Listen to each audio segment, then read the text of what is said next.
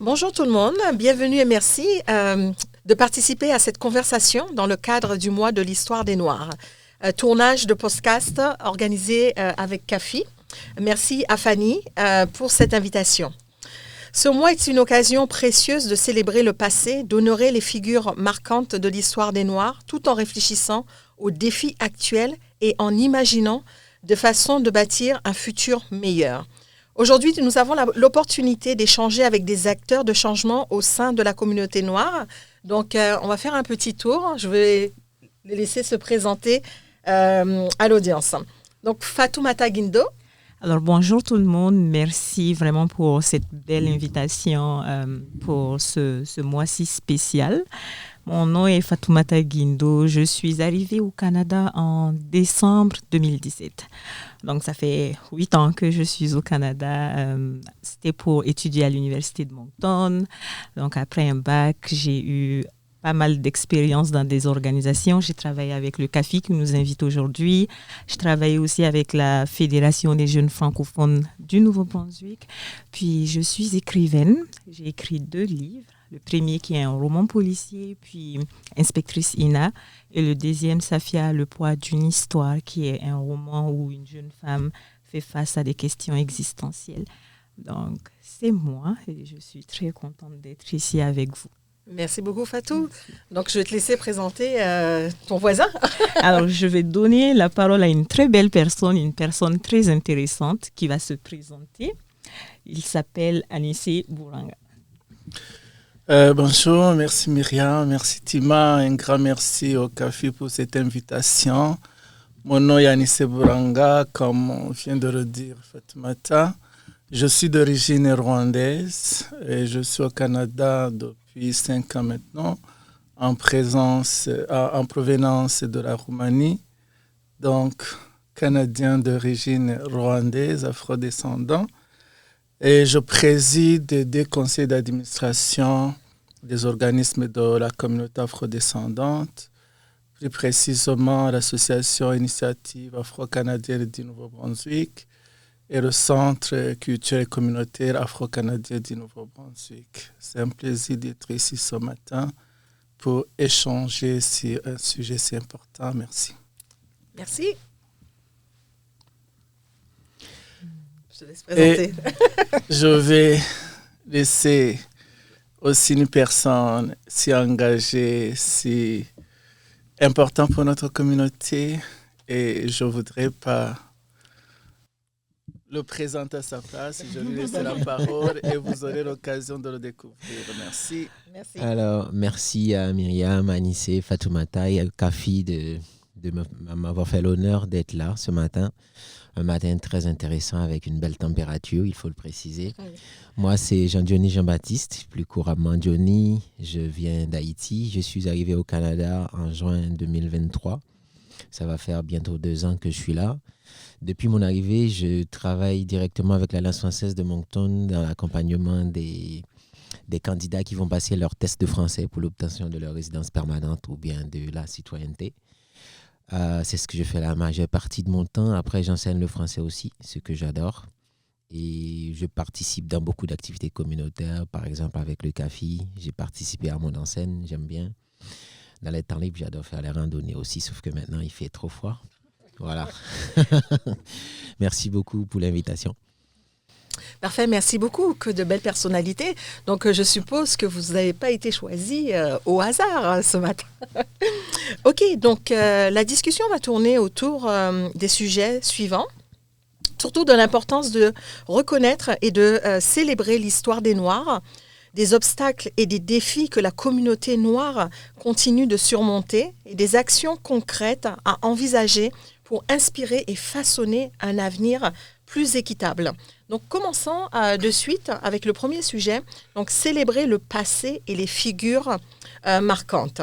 Donc, pour vous, pourquoi est-il important de célébrer l'histoire, les réalisations et les figures marquantes des personnes noires et comment peuvent-elles inspirer les générations actuelles? Qui veut se lancer là-dessus? Vas-y. Je peux peut-être y aller. C'est une question importante, Myriam. C'est une question aussi autour de laquelle nous travaillons aussi de notre association, chaque mois de l'histoire des Noirs, nous valorisons les personnes noires qui ont marqué l'histoire de notre province. C'est avant tout très capital pour la mémoire collective parce que nous devons un peu transmettre l'histoire de notre communauté, préserver un peu les récits de ceux qui nous ont précédés pour perpétuer un peu l'engagement communautaire, mais aussi pour conscientiser notre communauté et la société sur les luttes qui nous concernent, tout en valorisant les contributions que les personnes noires, que la communauté noire apporte à la société, et aussi la reconnaissance des figures qui ont contribué à l'histoire de la communauté noire et de la société. C'est très capital pour les jeunes générations parce qu'ils ont des repères, ils ont des références et ils ont des personnes qui peuvent les inspirer aussi à s'engager dans la société et dans la communauté. Et je parlerai également de préserver notre identité culturelle qui nous ne sommes pas ici à Takenois, je vais dire, depuis 5 ans, depuis 8 ans, mais c'est depuis plusieurs générations, je dirais des siècles, et c'est important pour nous et pour nos enfants, pour la société, que cela soit connu, valorisé pour notre société, notre province. Merci beaucoup, Anissé. Est-ce que quelqu'un veut rajouter quelque chose par rapport au récit d'Anissé? Anissé a été vraiment très explicite, puis c'est très intéressant ce qu'il nous a partagé. Moi, je pense que c'est juste un petit résumé de ce qu'il vient de dire que je vais dire. C'est que pour l'histoire des Noirs en général, tout le monde a une connaissance générale. Mais ce qui se passe, c'est que pendant le mois de l'histoire des Noirs, il y a des petites affaires qui ressortent, puis qui font que les gens en apprennent plus sur l'histoire des personnes noires. Donc, je pense que c'est important de célébrer ce mois parce que là, il y a des personnes qui ont des connaissances en histoire, mais quelqu'un qui n'a aucune connaissance dans le domaine de la santé concernant des personnes noires, par exemple, qui ont eu à œuvrer positivement pour la santé, bien, la personne le découvre. Donc, on parle de cette personne-là, quelqu'un qui n'est pas beaucoup intéressé par le sport, mais découvre que, OK, je vois ce jeune homme ou cette femme qui excelle dans le sport. Donc, si moi aussi je peux parce que cette personne le fait. Donc, juste pour dire que ce qu'Anissé a dit, c'était très bien. Puis, j'ajouterais que ça nous permet d'avoir d'autres perspectives de l'histoire des personnes noires. Super, super. Donc, quelque part, en quelque sorte, c'est dire que ce passé qu'on a en tant que personne noire, c'est vraiment important de savoir la source, de connaître son histoire pour pouvoir mieux avancer, se connaître ses racines, ses origines, pour pouvoir mieux avancer dans la vie, pour notre futur aussi, et surtout au niveau de la jeunesse, pour cette transmission d'année en année. OK. Parfait. En quoi l'enseignement de l'histoire des Noirs et l'hommage aux leaders noirs contribue-t-il à la reconnaissance de leur contribution dans le monde d'aujourd'hui? Donc, je pense en quelque sorte, vous avez fait un petit peu le tour, mais si vous voulez rajouter quelque chose par rapport à cette partie-là. Peut-être pour rebondir à ce que dit Fatoumata, que les gens ils ne connaissent pas vraiment la réalisation des Noirs, c'est important d'attirer leur attention. Vous avez parlé de médecins. On pourrait prendre par exemple Denis Mukwege, c'est un militant congolais qui a travaillé dans ce domaine-là. Il y a aussi plein d'autres figures qu'on pourrait citer comme Wangari Maathai, c'est une Kenyane qui travaille surtout dans une militante environnementale. Pendant le mois de l'histoire des Noirs, c'est important de mettre en lumière les réalisations de ces personnes-là parce qu'à travers l'histoire, il y a des connaissances qui sont biaisées par rapport à la réalisation des Noirs. Donc, célébrer les exploits qui ont été réalisés par les Noirs, ça va donner, pour reprendre ce qu'a dit mon collègue, la fierté, donner à la jeune génération l'espoir, à prêcher ce qu'on appelle l'inclusivité, pourquoi pas. Super, merci pour avoir complété cette partie. Donc maintenant, au niveau des défis que rencontrent les Noirs aujourd'hui, donc on a parlé de tout ce qui était notre passé, notre histoire. À l'heure d'aujourd'hui, quels sont les défis en tant que Noirs qu'on rencontre encore aujourd'hui? Donc, quels sont les principaux défis économiques, professionnels et sociaux auxquels les communautés noires sont confrontées notamment en raison de la discrimination raciale et des stéréotypes. Donc, peut-être que vous avez aussi des exemples du vécu à partager par rapport à ça. Je vais peut-être, Tima, tu peux y aller. Ok. Moi, avant d'arriver là, je voulais juste ajouter un point très intéressant concernant l'enseignement.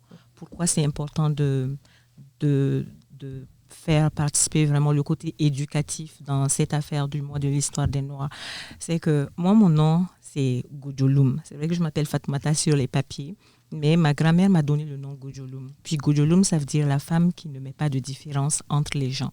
Le jour où j'ai compris ce que ce nom signifiait, ça a fait toute la différence parce que j'ai compris vraiment qui est-ce que j'étais. Puis ça s'est vu dans chaque activité ou dans chaque projet que j'avais. Donc c'est tellement important ce côté éducatif de comprendre qui on est, qu'est-ce qu'on fait là, qu'est-ce que nos ancêtres ont fait. Donc quand c'est enseigné aux jeunes, ils savent qui ils sont. Donc c'est une question d'identité, c'est une question de comprendre quel est le chemin qui a été parcouru, puis où est-ce que moi je veux aller spécifiquement. Je vais le laisser continuer, mais après il y aura un autre point. Merci Fatou. Alice. Ok, merci. La question concernant les défis, c'est vrai que la communauté noire a plusieurs défis. Il y a la lutte contre le racisme, la représentation insuffisante. Vous avez des barrières en matière d'emploi. On peut citer aussi des défis internes parce que si je peux parler du contexte, par exemple, du Nouveau-Brunswick, au sein de la communauté, nous avons encore besoin de nous organiser, de coaliser nos forces, nos efforts pour pouvoir avancer parce que nous ne devons pas nous attendre uniquement de ce qui vient de l'extérieur, de l'aide des autres. Nous avons aussi notre part de responsabilité. Donc ça, ce sont des défis importants. J'ai rencontré par exemple des élèves qui me disent à l'école, moi, un collègue de classe m'a dit ceci.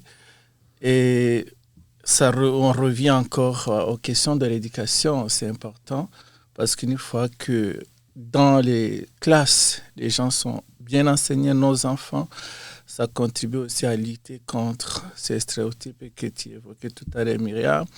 Cela contribue aussi à construire notre société qui est riche en termes de diversité culturelle, ce qui est extraordinaire au Canada, rare dans d'autres pays d'ailleurs.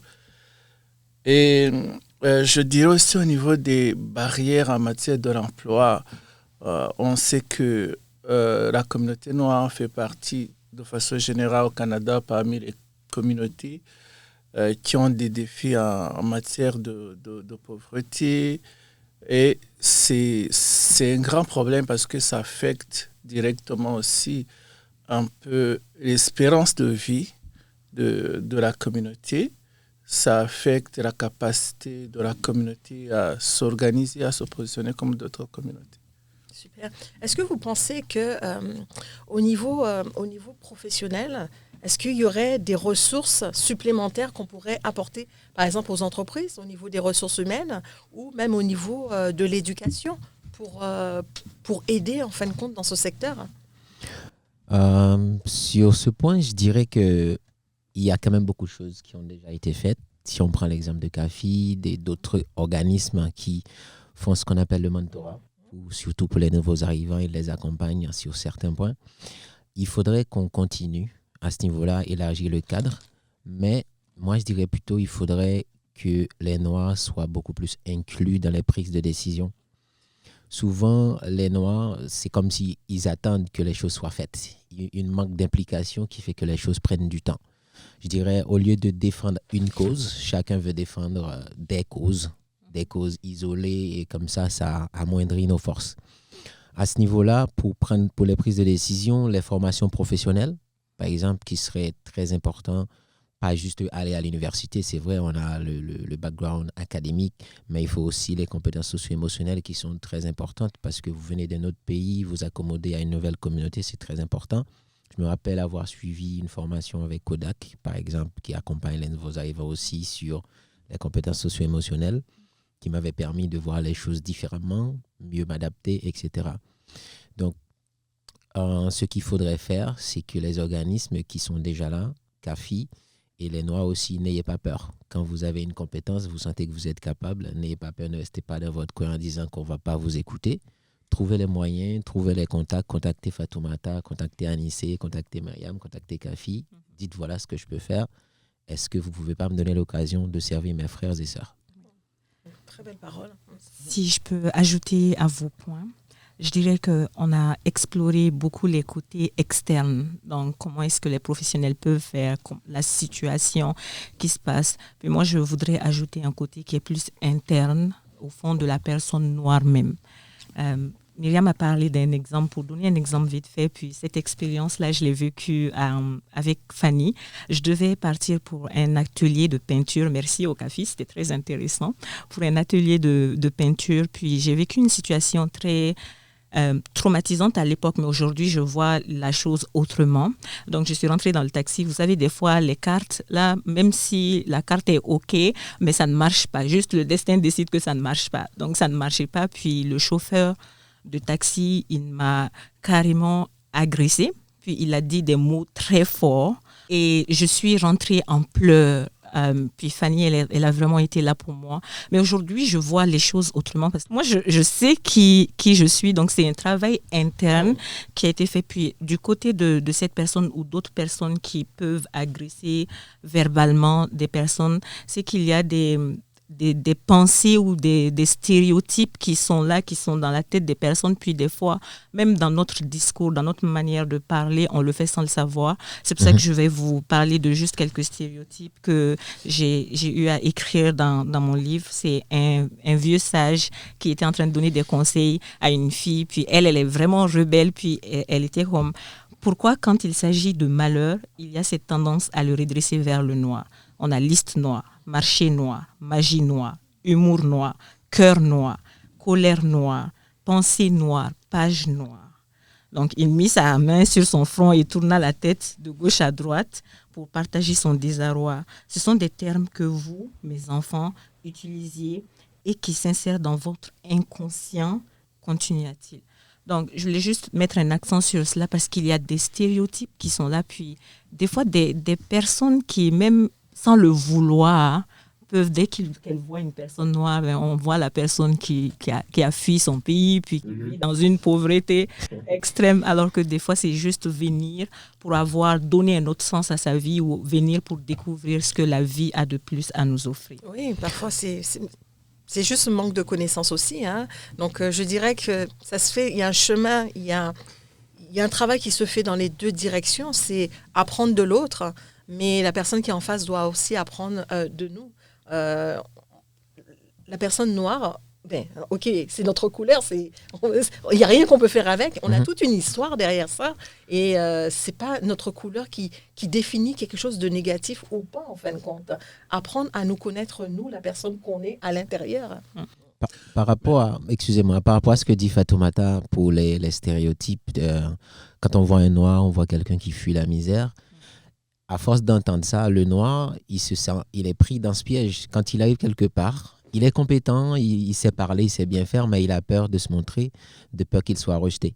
Parce que dans sa tête, il est déjà le marginalisé. Pourquoi se mettre devant de la scène? Et aussi, des fois, dans les entreprises, il y a des noirs qui sont très, très compétents, mais il est très difficile d'avoir une promotion puisqu'il est noir et parce qu'il refuse de se montrer et parce qu'il est victime de racisme systémique à l'intérieur même de l'entreprise. Du coup, par rapport à tous les stéréotypes que tu viens de citer tout à l'heure, est-ce que normalement, il faudrait arrêter de dire noir, finalement, et choisir autre chose? Non, finalement, parce que tout tourne autour de noir, noir, noir, et ça devient vraiment noir. Voilà. Exact, ouais. C'est pour ça qu'il y en a qui n'utilisent plus noir, le mot noir, ils disent black. Mais on tourne la même chose. Hein. Je crois que c'est un héritage culturel. La question n'est pas d'arrêter peut-être d'utiliser le mot noir, c'est notre identité. Et lorsqu'on va dans le passé, peut-être son mot noir signifiait beaucoup plus, peut-être avait notre sens. Ça me fait penser à un texte de la Bible pour ceux qui sont chrétiens qui dit « Je suis noire et je suis belle ». Donc, et après, l'histoire change avec l'éducation, avec tout ce qu'a connu la communauté noire, la déportation, l'esclavage et tout ce qui est arrivé. Par contre, je pense que le travail, par exemple, que Tima est en train de faire important, il faut réinterroger certains concepts.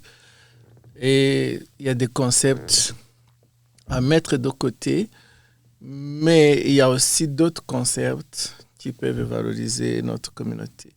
Donc, pour revenir à l'importance de l'éducation, sur l'histoire et contribution des personnes noires, je pourrais donner notre exemple aujourd'hui. Par exemple, lorsqu'il y a un exploit, on regarde par exemple l'avion, on regarde un téléphone mobile et les gens ont tendance à dire « Ah, mais les Blancs sont vraiment intelligents. » L'homme blanc. Pourquoi? Parce que il y a eu des grands hommes noirs, des grandes femmes noires qui ont contribué à la science, à l'éducation, mais qui ne sont pas connus. Donc, c'est important de reconnaître que les autres sont intelligentes, mais qu'au même titre aussi, des personnes noires et des personnes d'autres couleurs sont même intelligentes au même titre.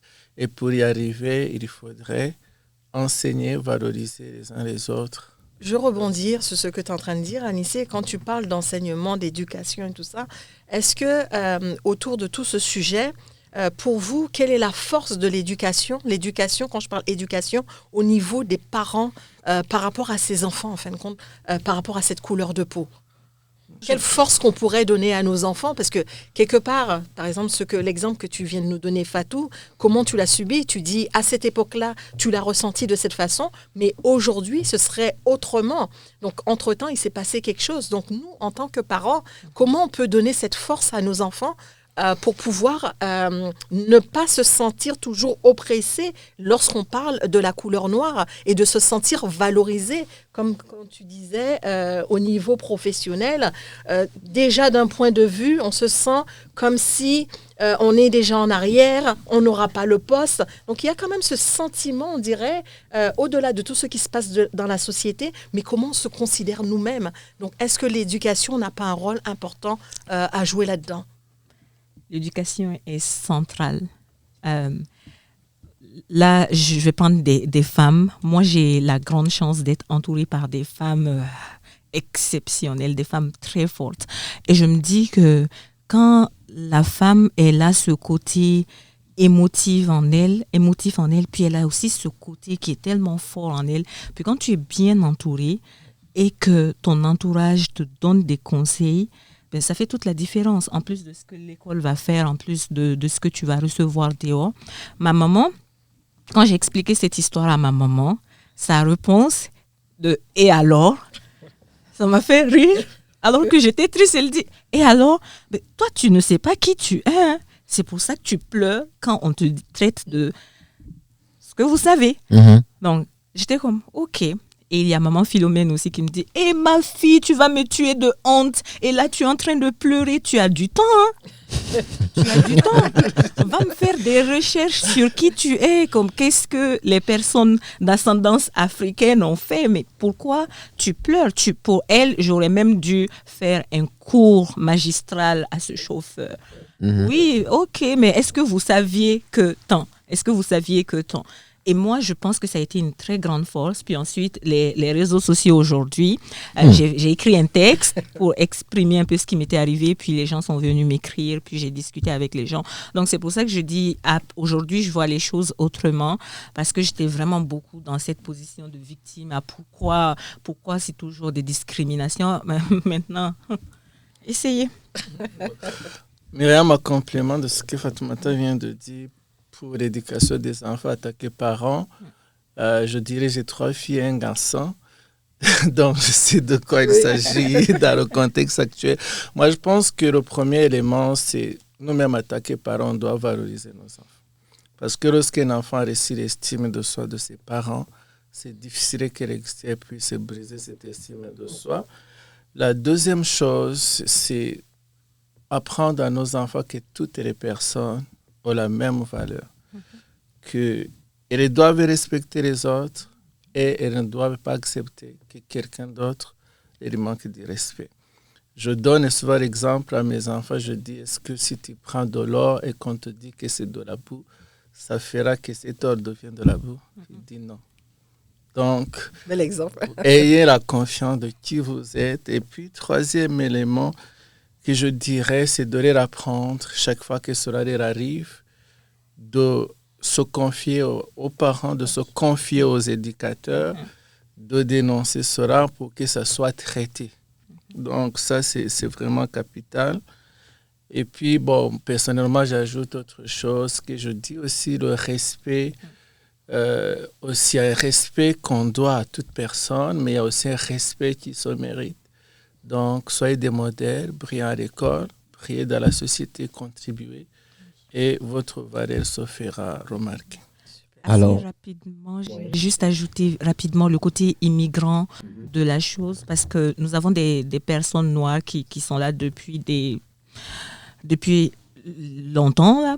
Puis on a des personnes qui sont nées ici, donc qui sont des Canadiens. Moi, je prends le concept de la personne immigrante qui est née dans un autre pays, puis qui arrive au Canada, de comprendre, comme ce que Anissé a dit, qu'on est simplement des êtres humains. Parce que des fois, il y a des fiches à remplir. Donc, j'ai eu à faire une formation. Donc, j'étais chargée de la formation. Puis, on m'avait donné des fiches. Puis, quelqu'un devait remplir une fiche. Puis, la personne vient du Bénin. Puis, elle se demandait qu'est-ce qu'elle devait cocher. Et il y avait la partie minorité visible. Elle a dit, mais Fatoumata, moi, je ne suis pas une minorité visible. Là, j'étais comme, OK, voilà, je t'explique la situation. En tant que personne immigrante, là, tu es ici. Il y a des cases, non? OK, on dit qu'on t'a classé dans minorité visible. OK, tu mets la case, mais sache que si d'autres personnes d'autres couleurs viennent au Bénin, par exemple, au Bénin où toi, ta maman, toute ta famille, vous avez la même couleur, qui est la minorité visible? Est-ce que c'est toi? L'autre. Donc, juste comprendre que j'ai quitté mon pays, je suis venue dans un autre pays. Il y a d'autres personnes qui sont différentes de moi, mais on est toutes des personnes. Je voudrais revenir sur les points essentiels que Anissé vient d'élucider. Pour l'éducation, c'est vrai qu'il faut valoriser ses enfants et faire tout ce qu'il a dit. Moi, je pense que les parents aussi ont besoin d'un petit sérum.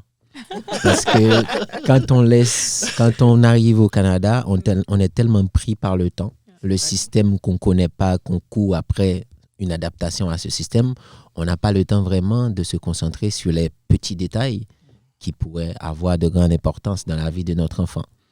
Donc, leur apprendre à valoriser les enfants, n'oubliez pas qu'au départ, on n'a pas été élevé dans cette valeur-là de valoriser. Peut-être on le fait à notre manière.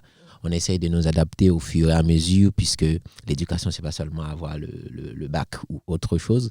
Ça commence directement dans le noyau qui est strictement la famille. Les parents, ils ont besoin d'un accompagnement, je dirais, psychosocial, leur montrer que voilà, les choses, c'est normal parce que vous n'êtes pas chez vous. C'est à vous de vous adapter. On ne vous demande pas de vous effacer complètement, de nier complètement votre culture. Vous pouvez, oui, bien sûr, garder votre culture, mais il faudra faire des compromis. Parce que sans les compromis, l'adaptation va être un petit peu plus difficile. Donc là, les parents, si on revient sur le côté éducationnel, en même temps, il faut aussi éduquer les parents. Ok.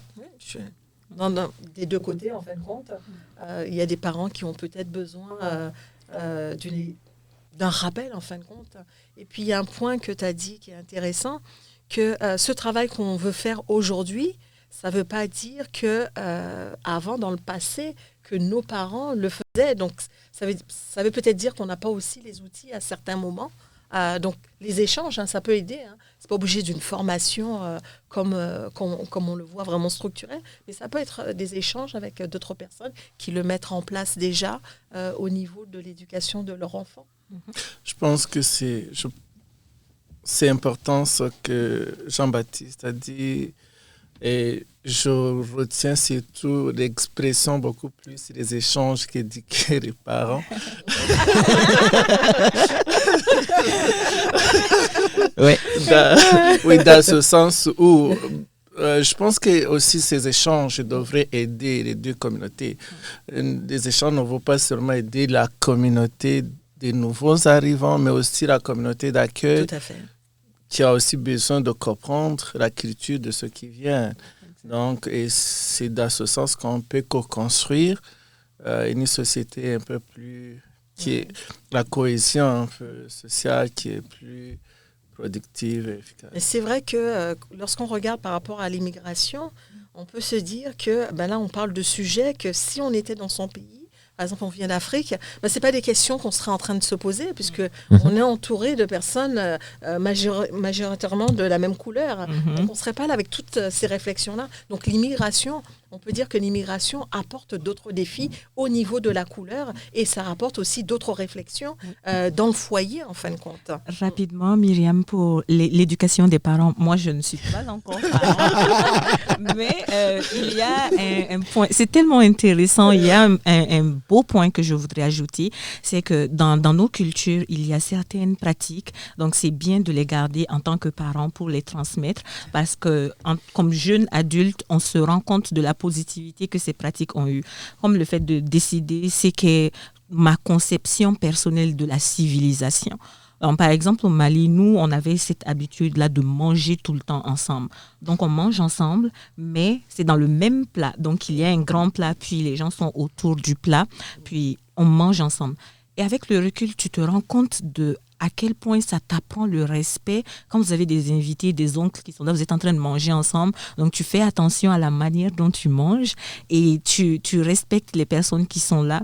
Puis, comme je le disais, en tant que jeune adulte, tu te rends compte que c'est important. Mais aujourd'hui, s'il y a des manières de penser qui affirment que manger comme ça en groupe, ce n'est pas civilisé, ok, mais toi, tu sais ce que ça t'a apporté. Donc, c'est bien en tant que parent de pouvoir inculquer ces valeurs-là à tes enfants, tout en leur apprenant comment ça se passe ailleurs pour qu'ils puissent s'adapter partout. Mais dans la maison, de temps en temps, je dirais même tout le temps à la maison, donc, mangez ensemble, si c'est votre culture, mangez ensemble, puis vous allez passer de bons moments ensemble, puis ça va rester en termes d'habitude et de comportement. Super. En tout cas, merci beaucoup pour vos opinions. Donc, maintenant, parlons un peu de la façon d'agir pour l'avenir. Donc, avant d'entamer les questions, j'aurais une question personnelle pour chacun de vous. Donc, on a vu le passé, on a vu ce qui se passe actuellement, puis là, on est en train de parler du futur. Donc, selon vous, là on parle de chacun d'entre vous, qu'est-ce que vous faites en fin de compte ou qu'est-ce que vous avez déjà fait qui aide à l'impact du futur en fin de compte pour les jeunes, pour la nouvelle génération, la future génération? Je pense indirectement. Parce que des fois, il y a... Excusez-moi, je sais que vous faites des choses là. Ne soyez pas timide là. OK? Indirectement. Parce que là, je suis obligée de vous couper. Indirectement. Des fois, il y a des choses qui se passent dans nos vies et on ne s'attend pas à l'impact qu'elles vont avoir. Donc, de ma part, de mon côté, je pense indirectement, toutes ces fois où j'ai été impliquée dans des associations ou avec d'autres personnes, toutes les fois où le simple fait d'écouter une personne qui t'appelle en détresse ou même dans la joie pour t'exprimer une situation, je pense que ça fait une différence. Et maintenant, dans le côté professionnel, oui, écrire un livre, c'est beau parce que j'ai rencontré beaucoup de personnes qui voulaient écrire un livre puis qui se disaient déjà que c'est compliqué, ou qui se demandaient quels sont les processus pour pouvoir y arriver. Donc, je pense que c'est un peu ma contribution personnelle, juste en étant moi, en étant Goujoulum, en faisant les choses que j'aime faire, puis en étant vraiment du mieux que je peux présente pour les personnes. Ça fait une différence. Super. Merci Fatou. Anissé. Disons que je suis arrivé en 2020 pendant la Covid. Le 31 juillet, j'arrive au Canada. Le 1er août, j'arrive au Nouveau-Brunswick. Et puis, quelques mois après, en décembre 2020, je crée l'association Initiative Afro-Canadienne, une association qui a beaucoup contribué. L'association est née parce que je cherchais un endroit où je pouvais amener mes enfants pour découvrir la culture afrodescendante. Je venais de l'Europe. Mes 2 premières filles ont grandi en Europe. Et je ne trouvais pas, pratiquement. Je trouvais des associations qui travaillaient, qui existaient dans la communauté. Mais je cherchais un cadre où je peux me dire, je peux les amener à apprendre la danse. Je peux les amener à découvrir un peu, à être un peu dans le bain, si je peux le dire ici, de la culture africaine ou afrodescendante. Et on a créé cette association, je dirais que c'est ma première initiative dans la communauté. Et l'association a réussi à mettre en place des centres culturels, communautaires, afro-canadiens du Nouveau-Brunswick qui aujourd'hui regroupent. Je regardais hier encore, on recevait des organismes qui demandaient l'adhésion, ce qui nous a mené à plus d'une trentaine d'organismes. On a encore des défis, bien sûr, pour le mettre en place et tout concrétiser, mais je dirais que c'est déjà un très grand pas, étant donné que je dirais que c'est la plus grande raison des organismes afrodescendants dans la province actuellement. On a organisé plusieurs expositions photos sur l'histoire des personnes noires en partenariat avec le CCNB et le NBCC, l'Université de Moncton, plus d'une vingtaine maintenant. Et on a organisé des ateliers dans des garderies pour promouvoir la diversité culturelle. On est à plus d'une vingtaine d'ateliers. On a travaillé avec 8 garderies au Grand Moncton, 6 garderies à Edmondistan. Donc, il y a un grand travail. On est en train maintenant de travailler avec d'autres organismes de la communauté pour nous auto-organiser. Parce que pour nous, même si d'autres personnes voudraient nous aider, mais la première responsabilité nous revient de prendre notre destinée à main. Et puis, ça m'a toujours fait plaisir de collaborer avec d'autres organismes, le Conseil provincial des personnes d'ascendance africaine, d'autres associations comme l'Association des Congrès de Kinshasa, l'Association de la communauté ivoirienne. Il y en a beaucoup d'autres structures où nous avons souvent été impliqués, collaborés. Et celles que je n'ai pas citées me pardonneront. Voilà un peu pour ne pas monopoliser la parole. Super, merci beaucoup Anissé. Jean-Baptiste? Alors moi, j'apprends encore à marcher avant de savoir voler. À mon niveau, je contribue seulement pour le moment par le biais de mon travail, étant donné que je suis responsable de tous les tests de français à l'Alliance française de Moncton. À mon niveau. Chaque bout de compte. Ouais, il y a un webinaire mensuel qu'on organise. C'est un webinaire d'information sur le déroulement afin de montrer aux gens que ce n'est pas si compliqué que ça, de passer le test de français, qu'il faut se faire confiance, etc. D'essayer d'apporter le maximum de réponses aux questions qu'ils se posent. Voilà, pour le moment, c'est ça. Dans la tête, il y a plein d'idées qui sont en train de se germer, mais pour le moment, j'apprends encore à marcher sur les plates-bandes. Bravo. Ouais. En tout cas, c'est vraiment impressionnant. Donc, cette question, c'est vraiment pour montrer qu'à son niveau, on peut être à n'importe quel niveau. Il est possible, en fin de compte, de contribuer à cette lutte, en fin de compte, et d'aider la communauté, sa communauté, et les autres communautés aussi, par des actions qu'on mène. C'est pas, je veux dire, c'est pas le niveau en disant oh ben celui-là il en fait plus, celui-là il en fait moins. À un moment donné, on parle on parle d'un pays. Qu'est-ce que le pays pourrait faire? Qu'est-ce que le gouvernement pourrait faire? Et ce que vous avez dit tout à l'heure, ça rejoint exactement la même chose. C'est de dire que c'est de ne pas attendre de l'autre, mais qu'est-ce que nous-mêmes, à notre niveau, on peut faire. Quel que soit le niveau où on est, comment on peut partager en fin de compte avec les autres communautés, avec sa communauté.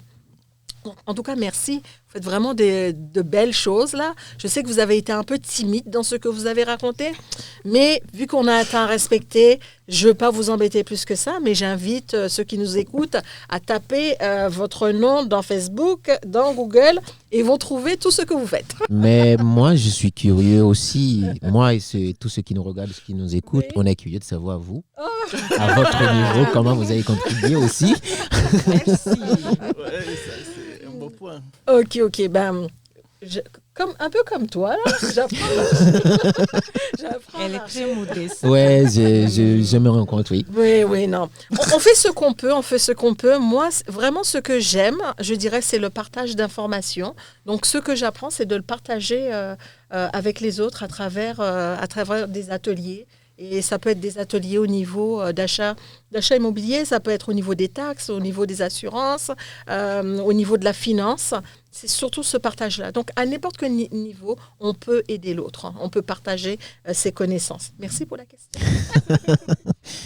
Dernière petite question. On est où là? C'est déjà 40 minutes.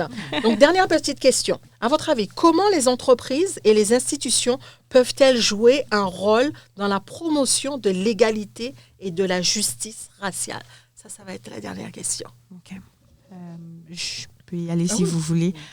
J'ai quelques points ici. Le premier point, j'ai pris la science parce que j'ai découvert une maman qui se nomme Eugénie Dossa-Kenoum. Elle est biologiste, elle a beaucoup de diplômes. Elle a parlé d'une expérience scientifique qui a été menée sur des souris. Donc, on avait des souris, puis à chaque fois, on approchait une fleur. Dès qu'on mettait une fleur dans la cage des souris, puis dès que les souris s'approchaient de la fleur, on leur mettait de l'électricité. Donc, à chaque fois qu'on faisait ça, les souris ont associé cette fleur-là au choc électrique. Donc, on a pris une de ces souris-là, puis on l'a mise avec une autre souris qui n'avait pas vécu ce choc électrique-là. Puis l'enfant qui est né de ce couple-là, dès qu'on a approché la fleur, l'enfant a fui.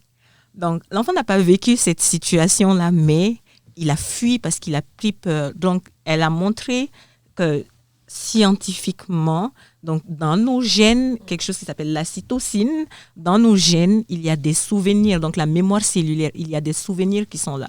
Donc, comprendre que depuis longtemps, bien avant toutes les affaires d'esclavage, de colonisation, bien avant toutes les situations qui se sont passées indirectement, on a des souvenirs de cette mémoire cellulaire-là en nous.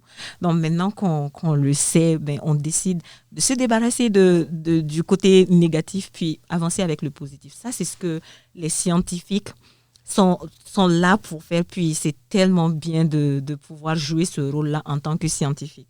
Donc, l'autre point, c'est vraiment, j'apprécie le concept de bibliothèque humaine. Je vois que la ville de Dieppe l'a fait, puis il y a dans les écoles, ça va se faire.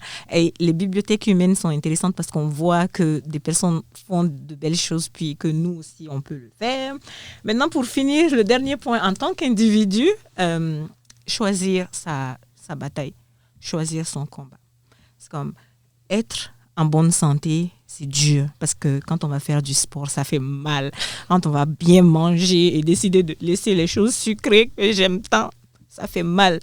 Mais ça a un prix. Autant que être en bonne santé, ça fait mal, là, être en mauvaise santé, ça fait très mal. Passer des jours à l'hôpital, ça fait mal.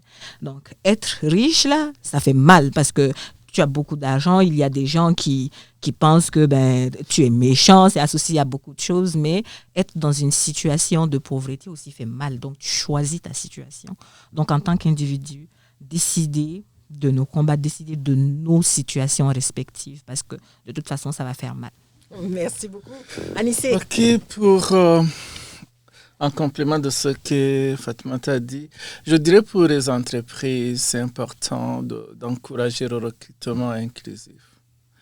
Chaque personne a des compétences professionnelles, mais il y a aussi des compétences culturelles qui ne sont pas nécessairement, qui ne proviennent pas nécessairement de l'école, mais qui viennent de différentes cultures. Par exemple, la façon que moi, en tant qu'Africain, quelqu'un qui a grandi, je dirais, beaucoup plus en Afrique, parce que ce n'est pas nécessairement peut-être pour le cas de mon enfant qui est afro-descendant, qui n'a pas grandi en Afrique, que je perçois une personne âgée pourrait être très différent de la façon que mon enfant aura une perception aussi des personnes âgées. Je te donne un exemple. Moi, au Rwanda et dans les deux Congo, j'ai vécu pendant longtemps. Je ne peux pas m'asseoir pendant que ma mère, ma grand-mère est debout. J'ai été en Roumanie pendant 8 ans, j'ai resté en roumaine. Par exemple, en Roumanie, vous arrivez à l'hôpital, si tu as des petits-enfants, on te laisse directement passer. Donc, tu ne peux pas rester sur le fil. Vous êtes dans un bus, il y a une femme qui est debout, tu es un garçon, tu te mets debout et doit s'asseoir. Dans d'autres cultures, on peut le voir autrement, mais dans certaines entreprises, je prends par exemple les gens qui travaillent avec les personnes âgées. Si tu proviens d'une culture où il y a un certain respect pour cette personne âgée, tu seras différente de la personne qui a appris comment à retraiter. Bien que toutes les cultures quand même ont un respect pour des aînés, mais je voudrais tout simplement souligner par exemple l'importance des recrutements inclusifs. Et puis, je crois que des formations sur la diversité culturelle, sur le multiculturalisme seraient importantes, non seulement pour les employés, mais pour les chefs d'entreprise, les responsables des structures, des institutions. Parfois, il y a des discriminations qui sont dues à l'ignorance. Donc, je crois que ce serait important. Et puis, des partenariats aussi communautaires. Certaines entreprises, peut-être, ne sont pas connues par certaines communautés. Et ce serait important, par exemple, si des entreprises, je dis, par exemple, s'ils pouvaient subventionner une activité communautaire. On est dans le mois de l'histoire des Noirs. Il y a beaucoup d'activités que je mets mon logo. Ça sensibiliserait aussi la communauté. Ça augmenterait la valeur de l'entreprise. Donc, c'est peut-être ces éléments que je voudrais souligner. Merci, Anissé. Alors, c'est tout ce que vous avez dit, c'est très intéressant. L'implication d'un Noir dans son auto-développement, dans son auto-épanouissement, à travers l'éducation surtout, pour lui montrer sa vraie valeur. Moi, je pense que tout ça va passer par une phrase que je vais dire en créole, c'est le « ensemble nous fort ». Ce que vous avez, l'union fait la force. Ça, c'est le plus important. Vous avez parlé tout à l'heure de l'ignorance. C'est vrai, j'ai jamais entendu parler de vous avant aujourd'hui. Vous voyez, vous faites des choses très intéressantes. Fatoumata, oui, par hasard. Je l'ai rencontré comme ça avec Myriam, oui, en quelque sorte. Mais vous faites des choses extraordinaires, mais je n'ai pas entendu parler de vous. Est-ce que c'est le marketing qui n'a pas été assez fait pour ce qu'on a déjà réalisé? Donc, de ce côté-là, je pense qu'il faut une implication que l'un dit à l'autre. Voilà ce qui s'est fait. Si tu as besoin de ça, tu peux aller ici ou là, mais ne pas rester dans son coin. Fatoumata a dit qu'il faut choisir sa bataille, pas juste une bataille personnelle. Choisir votre bataille, c'est choisir de pousser la porte et regarder plus loin et dire aux autres, OK, voilà ce que j'ai fait, voici la route, voici les étapes à suivre pour y arriver. Merci beaucoup. Donc, l'interview se termine. Ce n'est pas vraiment une interview, un échange plutôt, je dirais. En tout cas, merci Fatoumata, merci Anissé, merci Jeanne pour votre présence aujourd'hui, votre disponibilité. Merci pour tout ce que vous faites. Merci Fanny du CAFI. Merci le CAFI pour avoir organisé cette rencontre. Je tiens à remercier aussi Guluc pour les enregistrements d'aujourd'hui, tout ce qui est arrangement de son. J'espère que les personnes qui vont nous écouter ont appris des choses. Et puis, s'ils ont des questions, de ne pas hésiter à nous approcher. Et puis, ensemble, continuons à changer, à améliorer ce futur pour la communauté noire. Je souhaiterais aussi reconnaître les apports de la province à l'égard de la communauté. Nous sommes conscients qu'il y a un travail qui se fait progressivement au niveau institutionnel. Je mentionnerai peut-être, par exemple, la reconnaissance de la journée du 1er août comme journée de l'émancipation, ce qui est important en termes de sensibilisation, de conscientisation de la société pour les défis qui concernent la communauté noire. Super. Merci, Fatou. Oui, moi, je voudrais aussi reconnaître le fait que les provinces ont reconnu la décennie des personnes d'ascendance africaine, donc, qui avait été proclamée par les Nations Unies. Puis, on a fait 10 ans et là, il y a une autre décennie qui se rapproche. Donc, ce sont vraiment de belles initiatives qui permettent d'avoir une longue durée. Donc, on a le mois de l'histoire des Noirs qui est 1 mois, mais la proclamation d'une décennie, c'est vraiment bien. Et merci aussi à toutes les organisations, à toutes les personnes qui ont été là vraiment pour faire de telle sorte que ça puisse se réaliser. Donc, je ne veux pas oublier de nom, mais je sais que le Conseil provincial des personnes d'ascendance africaine a beaucoup été là avec l'initiative de Maman Philomène Zangio. Je sais que plusieurs initiatives sont là avec l'association afro-canadienne avec Anissé. Plusieurs personnes se sont donné la main. Puis les situations avancent et je pense que c'est bien de le reconnaître. Super, merci beaucoup. On remercie aussi la province du Nouveau-Brunswick et Kodiam FM pour la mise à disposition de la salle. Merci à vous pour cet échange de ce matin.